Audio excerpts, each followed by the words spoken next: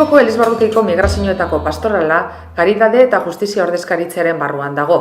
Ekintza ugari garatu dauz etorkinakaz ikasturtea hasi izanetik. Aurreko astean adibidez, iparraldeko beste ordezkaritzakaz batzartu zan. Honetan, Estrella Mertxan, Gotzain konferentziako arlo honetako arduradunak be hartu eban parte.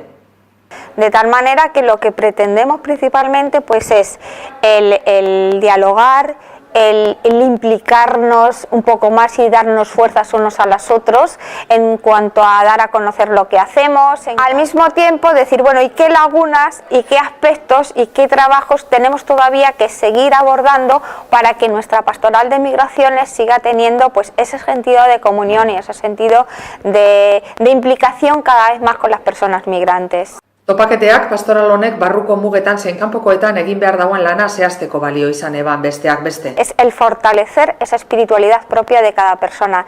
Y las personas migrantes pues también traen su fe, su sentido de Dios, su sentido de la vida, y ahí es donde mutuamente tenemos que compartirlos y seguir fortaleciendo esa fe que se trae.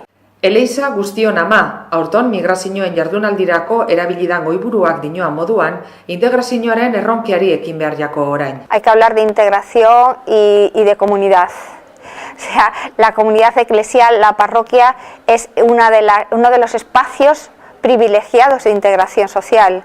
Tú date cuenta que si tú estás en un espacio que te acoge, que te dignifica, que te valora, que te dan tu propio protagonismo, eso te refuerza y te empodera para una integración social.